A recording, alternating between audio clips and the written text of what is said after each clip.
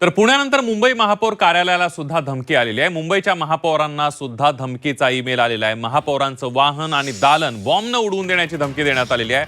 धमकीच्या email नंतर महापौरांच्या सुरक्षेमध्ये वाढ करण्यात आली आहे। धमकीचा ईमेल मिळाल्यानंतर महापालिका प्रशासन आणि सुरक्षा यंत्रणा सतर्क झाली असून या प्रकरणाची चौकशी सुरू करण्यात आलेली आहे। ईमेल पाठवणाऱ्याचा शोध घेण्यासाठी तपास यंत्रणांकडून माहिती घेतली जाते आहे। मुंबई महापालिकेच्या मुख्यालयातील सुरक्षेचा आढावा घेण्यात येत असून महापौरांच्या सुरक्षेमध्ये वाढ करण्याबाबतही पावलं उचलली जात आहेत।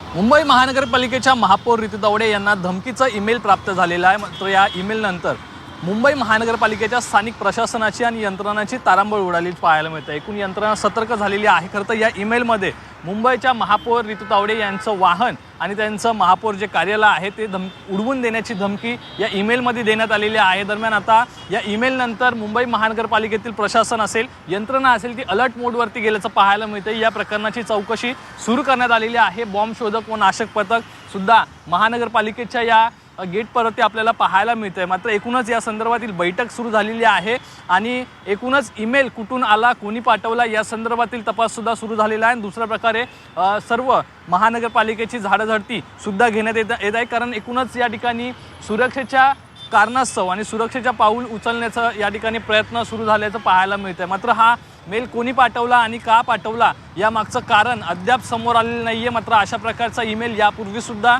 महाराष्ट्रातील अनेक महानगरपालिका असतील, तसेच प्रशासकीय कार्यालय असतील ते उडवून देण्यासंदर्भात माथेफिरू असतात यांच्याकडून अशा प्रकारचे धमकीचे मेल मिळालेले आहेत। मात्र मुंबई महानगरपालिकेच्या महापौर ऋतू तावडे गेल्या काही दिवसांपासून बऱ्याच कारणांमुळे चर्चेत असतात। यामुळे कुणी त्यांना टार्गेट करताय का असा सवाल या ठिकाणी उपस्थित झाल्याचं पाहायला मिळतंय। Camera person Om Prakash केवटसह Swapnil Jadhav, G24 तास, मुंबई।